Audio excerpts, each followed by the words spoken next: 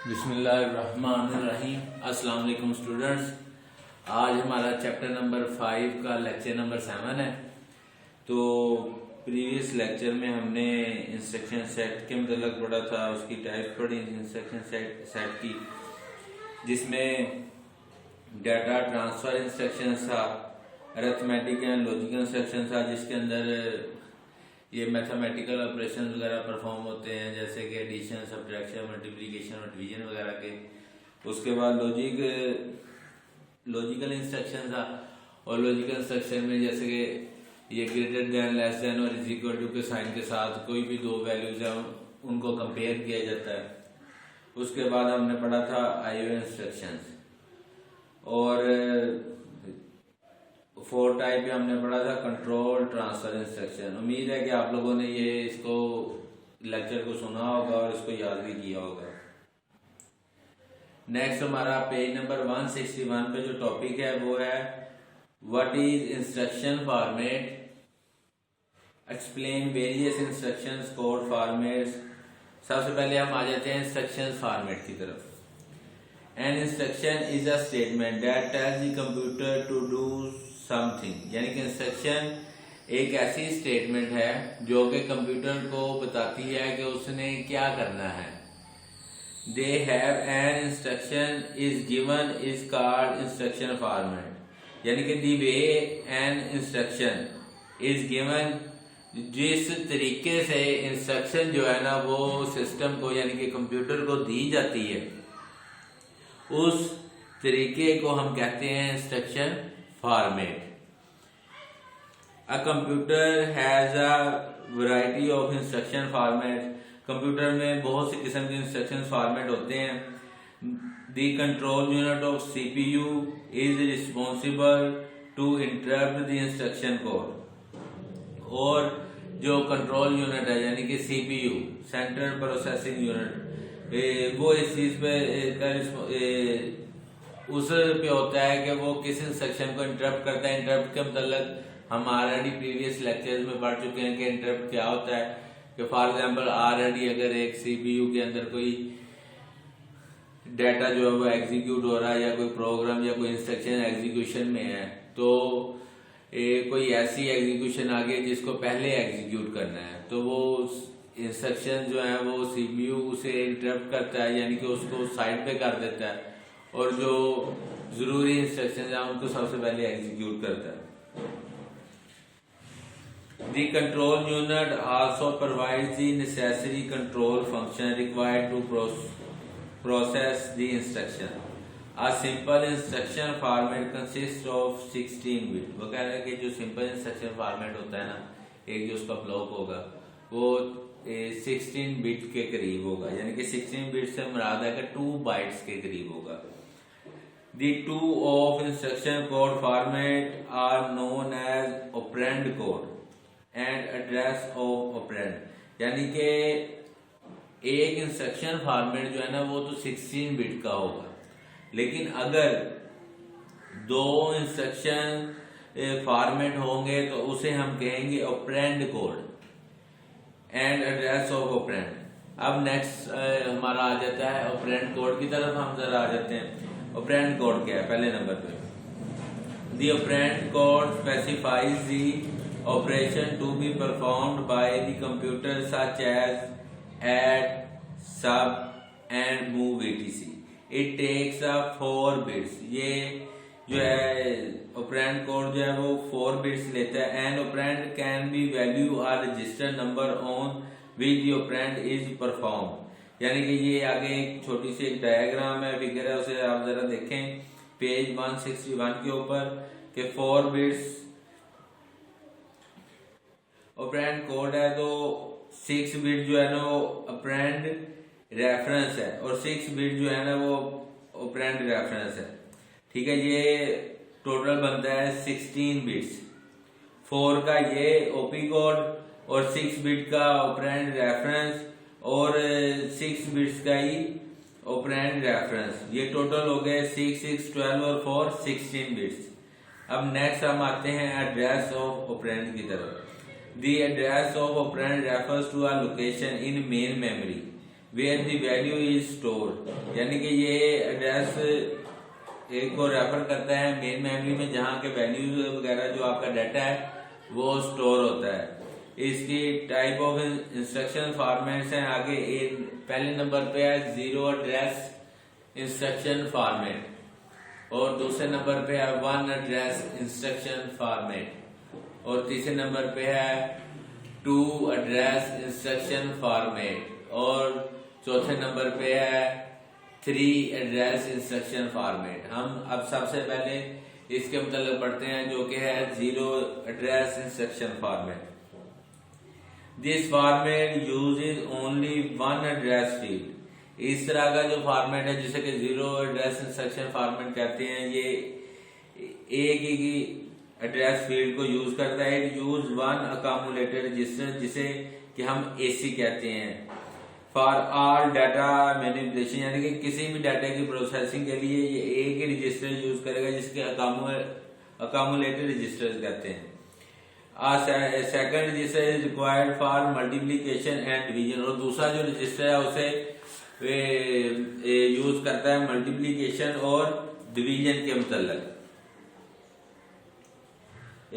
Sorry, ये मैंने second register के मतलब बता दिया। ये सबसे पहले हमने पढ़ना था zero address instruction format. Zero address instruction format है, in zero address instruction format an address field is absent in the instruction, कि एड्रेस फील्ड जो है ना इसके अंदर नहीं होती है।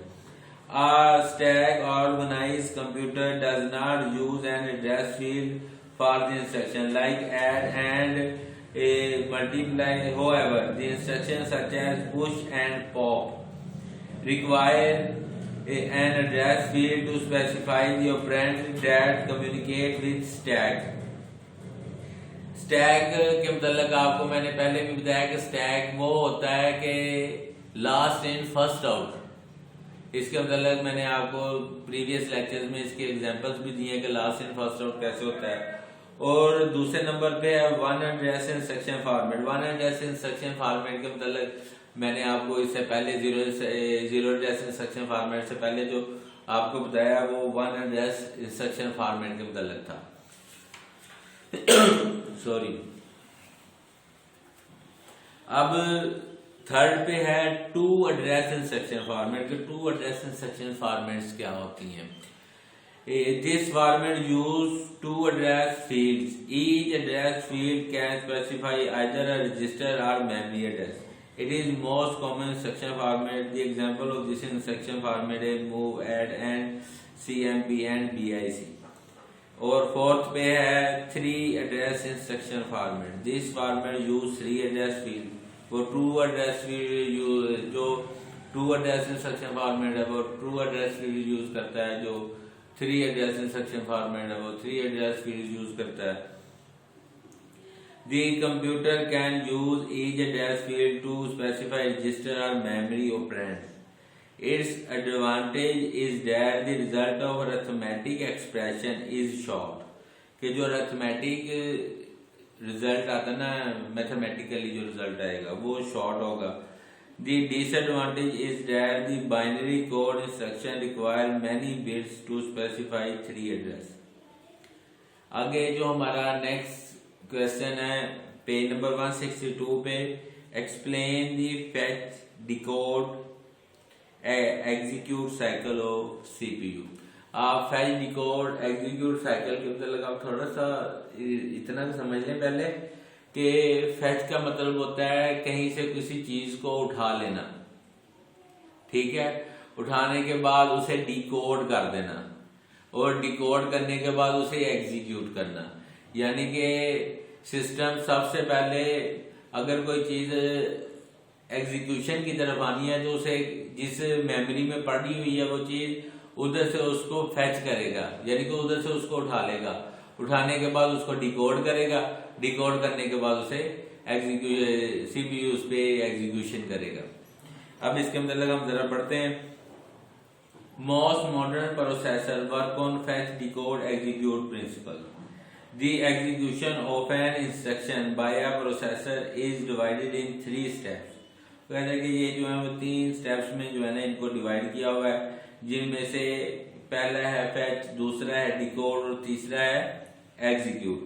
When a set of instruction is to be execute, जब ये set of instruction जो execute की जाती हैं, the instruction and data are loaded in main memory. और जो इंस्ट्रक्शंस होती हैं और जो डाटा यानी कि जिस वक्त कोई भी चीज़ एग्जीक्यूट की जानी है तो उसे जब उस डाटा को फैच किया जाता है, वो इंस्ट्रक्शंस होंगी या कोई वो डाटा होगा, वो सबसे पहले लोड होगा मेन मेमोरी में. The address of the first instruction is copied into the program counter and the control in transferred to the CPU. The CPU perform the following steps. सबसे पहले आ जाता है जी fetch instruction. In the first step, the processor fetch the instruction from the memory. पहला जो मैंने आपको पहले भी इस चीज पे बता दिया है कि fetch का मतलब कहीं से किसी चीज को उठा लेना है, ले लेना है.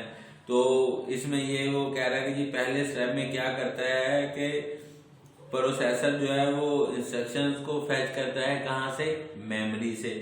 The instruction is transferred from memory to the instruction register. और ये जो इंस्ट्रक्शंस हैं ये ट्रांसफर होती हैं मेमोरी से इंस्ट्रक्शन रजिस्टर की तरफ. इन दी फॉलोइंग फिगर, ये जो नीचे एक पिक्चर बनाई हुई है उसमें वो बता रहा है कि processor is ready to fetch instruction. जो प्रोसेसर है वो इंस्ट्रक्शंस को फैच करने के लिए रेडी है. जी instruction pointer contains the address 0100. अच्छा, जब आप फिगर की तरफ आए तो देखेंगे ये बना हुआ है, सबसे पहले ऊपर लिखा हुआ है, सबसे ऊपर वाली साइड पे इंस्ट्रक्शन पॉइंटर वो है 100. This value is placed on the address bus and a read signal is issued on the control bus. The memory receive the signal. memory जो है वो सिग्नल को रिसीव करेगी and find the contact of the memory location. और memory location का contact जो है ना उसको तलाश करेगी जो कि 0100 है. The memory location 0100 contains the instruction of MOV AX0. The memory places the instruction on the data bus. The processor then copies the instruction from the data bus to the instruction register. अच्छा, आप इस picture की तरफ आए कि ये जो सबसे पहले है आपकी ये पिक्चर है पेज नंबर 162 पे. इस पे आप जरा देखें अपनी बुक के ऊपर कि जो इंस्ट्रक्शंस पॉइंटर है उसमें सबसे पहले जो एड्रेस है वो है 0100. ठीक है, उसके नीचे आप देखें एक है एग्जीक्यूट यूनिट और दूसरा है डिकोड यूनिट और तीसरा है इंस्ट्रक्शन रजिस्टर. ठीक है, और साइड पे इसके है जनरल पर्पस रजिस्टर जिसे हम कहते हैं AX. और ये जो एरोज शो हो रहे हैं, एक है एड्रेस बस और दूसरी है डाटा बस जो इस तरफ आ रही है जहाँ पे MOV और AX पड़े हुए हैं. इस इधर से जहाँ से ये फैच किया गया है जिसमें पहला जो एड्रेस था वो 0100 है और दूसरा है 0102. अच्छा जी, नेक्स्ट हम आते हैं डिकोड की तरफ. In this step, the instruction is decoded by the processor. Processor जो है वो functions को instructions को decode करता है. The processor gets any operand if required by the instruction. For example, the instruction MOV AX0 stores the value 0 in AX register. ठीक है ना, जो MOV AX0 था वो वैल्यूज को स्टोर कर रहा है AX रजिस्टर्स के अंदर. ठीक है ना, ये AX रजिस्टर है इस तरफ आपके राइट हैंड साइड की तरफ. तो ये MOV AX अगर आप पहली फिगर को देखें तो पहली फिगर में नीचे की तरफ उन्होंने लगाया हुआ है जो एरो का निशान है दरमियान में, वहां है डिकोड यूनिट. डिकोड यूनिट में अब MOV AX0 आ चुका है. The processor will fetch the instruction value 0 from the next location in memory before execute the instruction. In the above figure, the processor transfers the instruction from instruction register to the decode unit. ये जो अब इधर MOVAX पड़ा हुआ है ये decode unit के अंदर पड़ा हुआ है। The instruction tells the computer to store 0 into AX register, ये 0 को जो है ना वो AX रजिस्टर के अंदर स्टोर कर दिया जाए। The decode unit now has all the details to how to do this, और ये जो डिकोड यूनिट है ये इसको सारी डिटेल्स है कि इसने किस तरह काम करना है। और नेक्स्ट आ जाता है हमारे पास एग्जीक्यूट इंस्ट्रक्शंस। क्या एग्जीक्यूट इंस्ट्रक्शंस क्या? In the last phase the processor execute the instruction it store 0 in register AX, और अब ये जो है वो 0 को स्टोर करेगा किस रजिस्टर में? AX में। आप जरा पहली फिगर की तरफ आए। पहली फिगर में ये आपके लेफ्ट हैंड पे जो लेफ्ट हैंड साइड है उधर आप देखेंगे एक AX रजिस्टर था जिसे लिखा हुआ था पर्पल रजिस्टर AX, तो अब उसके अंदर जो है ना वो 0 को स्टोर कर दिया गया है।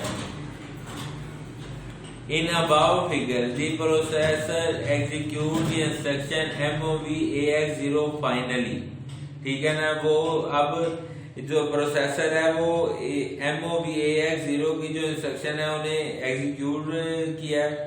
Finally it adjust the instruction pointer to point the next instruction to be execute stored at address 0102, और उसके बाद इंस्ट्रक्शन पॉइंटर जो है वो नेक्स्ट इंस्ट्रक्शन को एग्जीक्यूट करेगा जो कि स्टोर की हुई है, जो जिसका एड्रेस है 0102 के मतलब। तो स्टूडेंट आज के लिए हमारा लेक्चर यहाँ तक ही था, और उम्मीद है कि आप इसे अच्छी तरह से पढ़ेंगे और इसको याद भी करेंगे।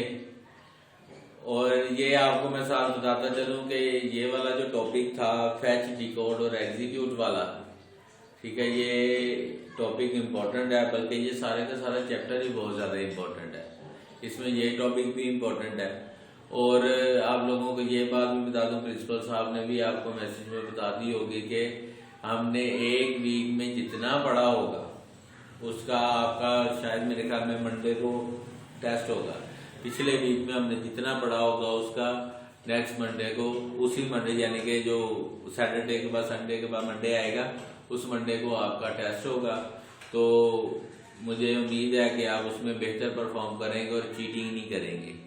तो आज के लिए हमारा लेक्चर यहाँ तक ही था। इंशाल्लाह नेक्स्ट लेक्चर के लिए कल हाजिर होंगे। अल्लाह हाफिज।